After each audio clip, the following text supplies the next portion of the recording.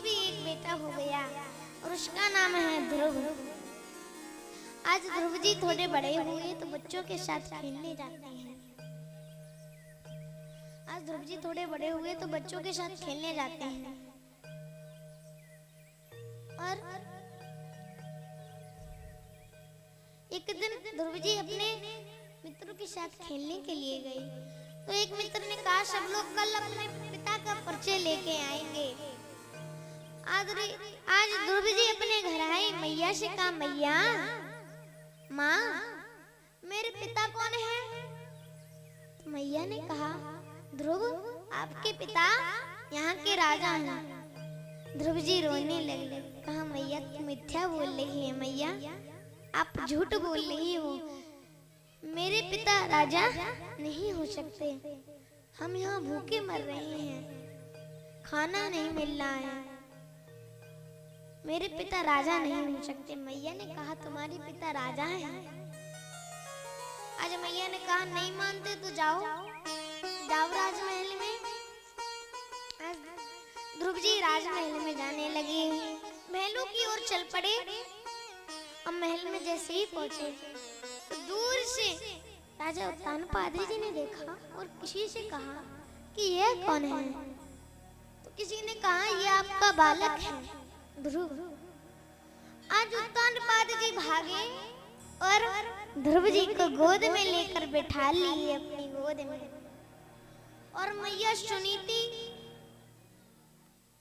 सुरती ने देखा तो आई, पकड़ा हाथ उतार दिया और कहा रे मेरी उत्तम की ये जगह है, तेरी नहीं है, अगर इस जगह पर बैठना चाहता है तो जा भगवान की तपस्या कर। और कहा कहे वरदान मांगना कि मैं अब की बार मैया सुरची के गर्भ से पैदा हूँ। आज ध्रुव जी रोने लगे और आ गए और मैया से कहा मैया सब बात बता दी। मैया ने कहा ध्रुव अगर तुम्हें पिता की गोदी में नहीं बैठो, उन जगदीश के पिता की गोदी में बैठो, परम पिता की गोदी में बैठो।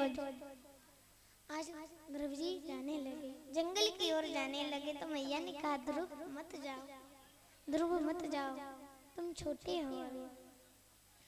ध्रुव जी नहीं माने, ध्रुव जी चल पड़े। रास्ते में नारद बाबा आ गए। श्रीमन नारायण नारायण नारायण, श्रीमन नारायण नारायण नारायण, श्रीमन नारायण नारायण नारायण, श्रीमन नारायण नारायण नारायण, लक्ष्मी नारायण नारायण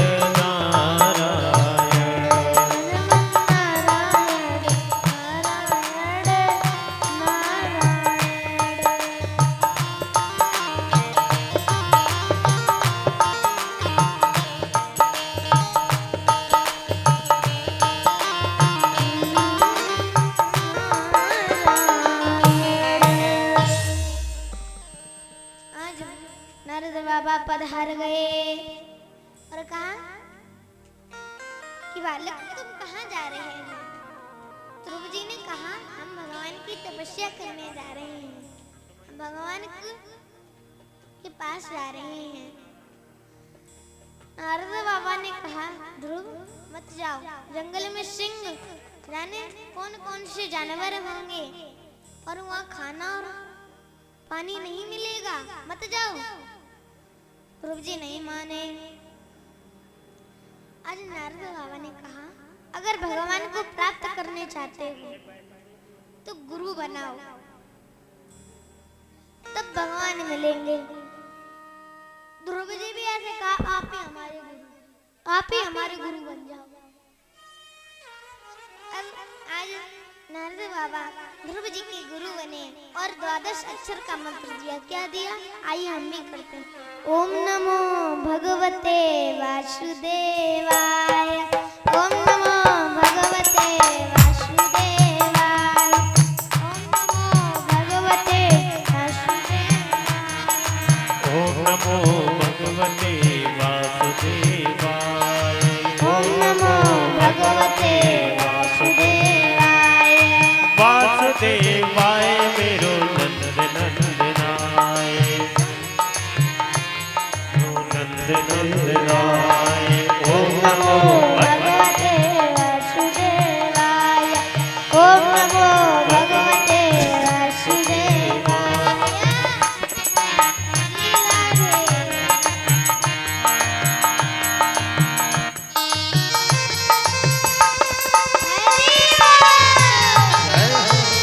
सभी लोग दोनों हाथ उठाकर तालियां बजाएंगे।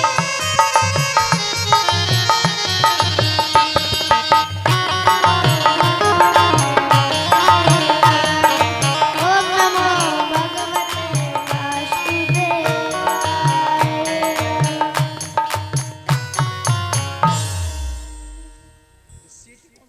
आज द्वादश अक्षर का मंत्र दिया। आज ध्रुव जी जपते जपते जंगल की ओर चल पड़े। आज जंगल में जैसे ही पहुंचे तो एक पेड़ के नीचे गए। वहां मंत्र को जपने लगे। पहले महीने में ध्रुव जी ने बेलुआ और बेल पत्ती खाई। दूसरे महीने में केवल जल घास पत्ते खाए। तीसरे महीने में केवल जल पिया और चौथे महीने में केवल वायु ग्रहण करी और पांचवें महीने में ध्रुव जी ने वायु भी खींच करके छोड़ दी और छठवें महीने तक वायु को नहीं लिया।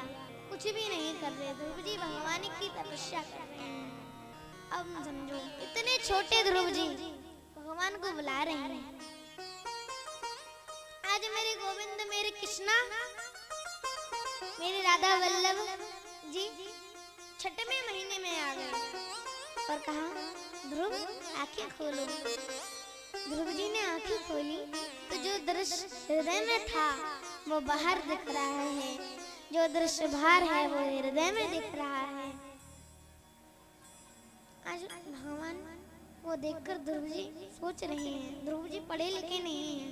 ध्रुव जी सोच रहे हैं काश मैं पढ़ा लिखा होता तो भगवान की सुंदर सी स्तुति करता। भगवान ने ध्रुव जी की मन की जान ली। भगवान ने ध्रुव जी की मन की जान ली और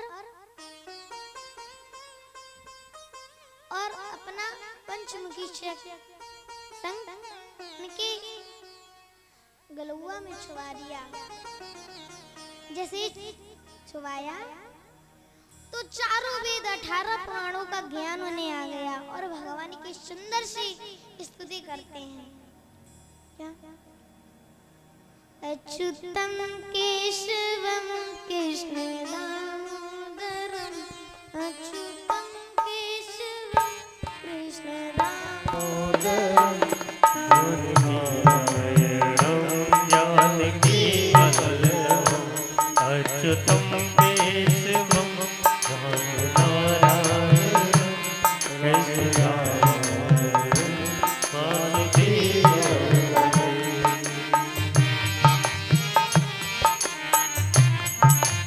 जय हो